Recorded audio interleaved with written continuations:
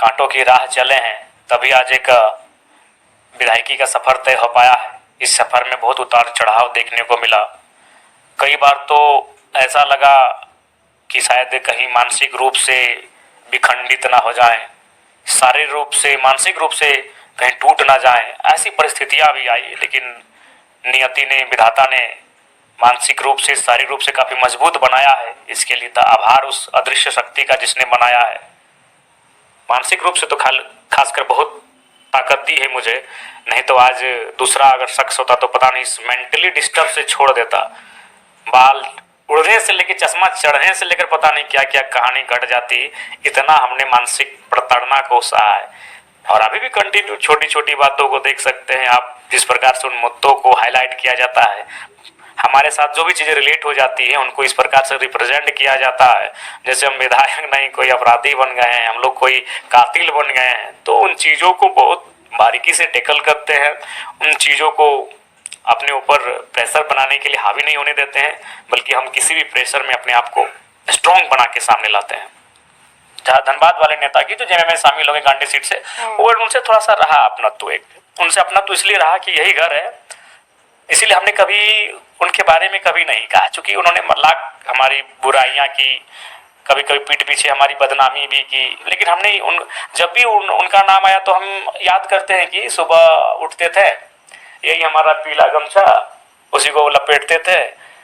फिर हम अपना लड़का लोग को बोलते रहे, जा रे जोता के लिए 2 दो में लेके आओ, यही अमरूद का दतवन लेके आते थे, कभी बगल में नीम का पेड़ है उसका दतवन लेके आते थे। तो हमें वो घटना, वो मोमेंट याद आता है कि उस शख्स के साथ, इसलिए हमने कहा अच्छा जाने तो राजनीति में आना जाना लगा का एक प्रोटोकॉल होता है। आज बहुत सारे नेता होते हैं, जैसे कि अभी उदाहरण के लिए बागमारा के जो नेता हैं आज सांसद बन गए, लेकिन उन्होंने स्टार्टिंग किया था जेबीएम से, और एक टाइम ऐसा आया था कि जेबीएम में बीजेपी एंटी थी, लेकिन उन्होंने फिर भी कभी बाबूलाल मरांडी जो गलत नहीं कही। उनको मालूम है कि उनको राजनीतिक जन्म और राजनीतिक जगह, राजनीतिक स्थान बाबूलाल मरांडी ने दिया था। तो इस शख्स को भी जानना चाहिए था कि कम से कम जयराम महतो अच्छा है या बुरा है।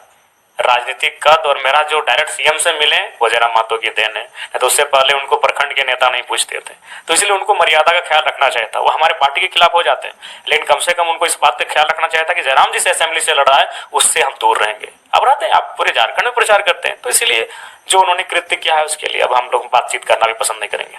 आज इस राज्य में इस प्रकार से घुन लगा है, दीमक की तरह जिस प्रकार चाटा गया है, हमें लगता है कि थोड़ा सा टेढ़ा होके, थोड़ा सा कड़क होके, थोड़ा सा बेबाक होके ही वहां से मुक्ति दिला सकते हैं। सरलता पूर्वक हमें नहीं लगता इस राज्य की समस्याओं का निदान होगा। इसीलिए मेरा मानना है, मेरा एग्रेशन ठीक ठाक है, और ये मैंने तो नहीं चुना इस एग्रेशन को, इस एग्रेशन को झारखंड की लाखों जनता ने पसंद किया। जैसे मैं आपको एक छोटा सा उदाहरण देता हूँ, मैंने किसी मीडिया में कहा था, कोई बयान मेरा था जिसको लेकर, और हाँ वो मैंने रे या बे किसी को बोला था, तो मीडिया ने हमसे पूछा, तो हमने कहा भाई हम सार्वजनिक, चूंकि मीडिया सब देखते हैं, लोकतंत्र ये एक प्लेटफॉर्म है जिसके माध्यम से हम अगर माफी मांग लेते हैं, तो हमने कहा कि हम भाई माफी चाहते हैं। जब वो वीडियो कुछ मजदूर वर्ग के लोगों ने देखा, विश्वास कीजिए उन्होंने वही कमेंट किया और हमें फोन किया कि जयराम दा आप हमारी आवाज है, हम लोग, आपने तो रे बे किया है, आइए कोलियरी में, आइए आउटसोर्सिंग कंपनियों में,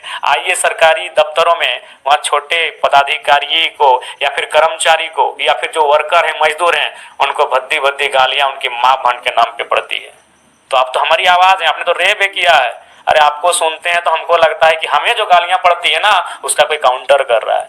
ये उनका वर्सन था, उस मजदूर का वर्सन था कि जब आपको सुनते हैं ना, जब अफसरों को लताड़ते हैं, तो ऐसा लगता है कि हम पे जो लोग भला बुरा भद्दी भद्दी गालियां देते हैं उसका कोई काउंटर करने के लिए खड़ा हुआ है। तो इसलिए उन्होंने स्पष्ट लिखा, यार बिल्कुल आपको माफी मांगने की जरूरत नहीं है, आपने तो रे वे किया है। यहाँ जाके देखिए सरकारी दफ्तरों में, जाके देखिए किसी थाना में, उस थाना का जो पदाधिकारी होते हैं, जाके देखिए किसी बड़े बड़े अफसर के सामने में, उनके पहले जुबान पे ही गाली होती है छोटे कर्मचारियों के लिए, आम व्यक्ति के लिए। तो आपने तो वो नहीं किया, आपने तो बस मामूली 2 शब्द निकाला, रे बे। ये जनता का मैंने हमारे प्रति स्टेटमेंट था, जबकि हम माफी मांग रहे थे इन शब्दों के लिए, हम सार्वजनिक मीडिया पे आके माफी मांग रहे थे, लेकिन ये जनता ने कहा जी नहीं, आपको माफी मांगने की कोई जरूरत नहीं है, आप काउंटर करने के लिए आए हैं। और आप जब बोलते हैं, उनको लताड़ते हैं, तो सुकून मिलता है। ये क्यों हुआ? उनके कारण हुआ। उन्होंने गलत रूप से एक आम व्यक्ति के साथ अपना व्यवहार को दर्शाया है। अब देखिए राहुल जी ने कहा टका टक 1-1 लाख रुपया 8,500 पर महीना। हाँ, सब महिलाओं को। खुश है महिला, लेकिन वो पैसा आएगा कहाँ से? इरफान अंसारी साहब, कहाँ से पैसा आएगा? अदानी से छीन लेंगे, अंबानी से छीन लेंगे, नेल चौकसी से छीन लेंगे, गर्दन पकड़ के लाएंगे राहुल गांधी जी। मैं बता रहा हूँ, नेल चौकसी, नीरव मोदी, है ना? बिल्कुल। तो जिस दिन राहुल जी प्रधानमंत्री बनेंगे, मैं वादा करता हूँ, मैं फ्लाइट से जाऊंगा, इंग्लैंड जाऊंगा। दलाल जो है मोदी दलाल, क्या नाम है आपका? नीरव मोदी, मेहुल चौकसी और माल्या, विजय माल्या, मैं गर्दन में हाथ देकर मैं लाने का काम करूंगा और बोलूंगा कि पैसा दो, हम गरीब को बांटने का काम करेंगे। आज गरीब बताइए, मेरा खाने को नहीं है बेचारा लोग, देखिए ना। अब अगर ये हाल रहा तो ये लोग तो लगता है कि भूख से मरेंगे, तड़पेंगे, और मोदी जी लोग हंसेंगे, इनकी मालामाल होंगे ये लोग, और जनता लोग भूख से मरेगा। मेरा इसको रोकना है, और ये रोक सकता है तो सिर्फ महागठबंधन, राहुल गांधी, और यहाँ पर जो है हेमंत सोरेन, कल्पना सोरेन, नलिन सोरेन और चंपई सोरेन, फुरकान अंसारी। ये जयराम महतो क्या है ये? इसको लूर नहीं है, अकल नहीं है। डायरेक्ट मेरे घर, मेरे एरिया में आके हमारे बारे में बोल देता है उल्टा पुल्टा, किसी को नहीं छोड़ता है ये। अरे भाई 1-2 घर छोड़ दिया करो। जयराम को मैं बोलूंगा, तुम जूनियर हो, राइटिंग में भी आए हो, बच्चे हो तुम। चला इरफान अंसारी को नहीं छोड़ा यहाँ, तो अब बात करते हैं जयराम महतो, है ना? पहले तो उसका औलाद नहीं है जी, औलाद पैदा करे उसके बाद बात करें। हम सुन रहे थे कि बोल रहा था कि हम ही लड़ेंगे, ना मेरा वाइफ लड़ेगा ना बच्चा लड़ेगा। अरे तेरा वाइफ बच्चा होगा तब तुम बोलोगे यार। हम लोग झारखंडी हैं, हम लोग मूर्ख हैं, ठीक है? रघुवर दास के यहाँ चेक किया आपने? सीपी सिंह के यहाँ घर में चेक किया आपने? भानु प्रताप शाही बाहरी लोग हैं ना, उसके घर चेक किया आप? मैं दावे के साथ कहना चाहता हूँ, अगर भानु के घर में अगर चेक हुआ तो अरबों रुपया मिलेगा। ये मजाक बना कर रख दिया, माहौल खराब कर रहा है ये लोग। बिल्कुल मैं कहना चाहता हूँ, देखिए करप्शन कांग्रेस पार्टी काफी दूर है। राहुल गांधी पर कोई आंच लगा है क्या कमी है बताइए तो उसको। ये भाजपा के लोग कहता रही ज्यादा, शहजादा बोलता है उसको, लेकिन सच्चाई आप देखिए क्या है। मेहनत ज्यादा है, वो काम करता है, दिला गरीब का पसीना पोंछते हैं राहुल गांधी जी, कोई आज तक नहीं लगा। बीजेपी के नेता, जितने भी नेता हैं, मैं कहना चाहता हूं करप्शन से लेस है ये लोग। सोरेन ने झारखंड को अपमानित करने का काम किया, दिसम गुरु शिबू सोरेन के परिवार को धोखा देने का काम किया। गुरुजी के कारण राज अलग हुआ, फुरकान अंसारी के कारण राज अलग हुआ। तो लोग उस परिवार को सम्मानपूर्वक देखता है। अगर झारखंड नहीं होता तो इरफान अंसारी विधायक नहीं होता, झारखंड अगर अलग नहीं होता तो हेमंत सोरेन जी मुख्यमंत्री नहीं होते, ये आपकी जो सीता सोरेन जी कभी विधायक नहीं बनती। अब जलील कर रहे हैं, अपमानित कर रहे हैं, 2 नंबरी बता रहे हैं। ये बीजेपी के लोगों ने गुरु जी को कह दिया कि मुंह में कालिक पोंछ देंगे।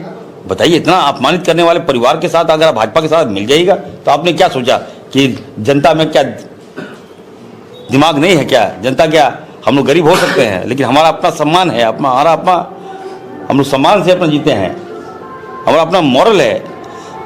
उस मॉरल को हम झुकने नहीं देंगे।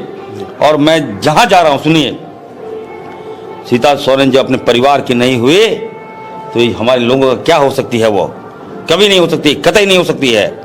इरफान अंसारी सहारा देगा, भाभी है, रिश्ता तो निभाएंगे हम। अब मोदी जी इतनी हल्की हल्की बातें करने लगे। आप बताइए, वेज नॉन वेज की बात कर रहे हैं, देश के प्रधानमंत्री को शोभा देता है? हिंदू मुसलमान की आप बात कर रहे हैं। अब ये बता रहे कांग्रेस की जो मैनिफेस्टो है उसमें बताया जा रहा है कि दलित को सम्मान मिलेगा, दलित को सम्मान दिए तो मेरा हक छीन लेगा, आदिवासी को हक मिलेगा। उस कांग्रेस के मैनिफेस्टो में अगर आदिवासी को सम्मान दिए तो इनका हक छीन लेगा, मुसलमानों को नौकरी मिलेगा, रोजगार मिलेगा तो आपका हक छीन लेगा। क्या प्रधानमंत्री को बताना चाहिए कि आप 10 साल में आप क्या किए? हम बनेंगे तब ये करेंगे, हम बने तो नहीं है, हमारा मैनिफेस्टो है, हमने गरीब को आगे लाने का काम किया, तो इसमें कौन सा पाप किया है? हम बनेंगे, इम्प्लीमेंट करेंगे, तब आप बोलिए गलत है कि सही है। अब हवा में बात कर रहे हैं।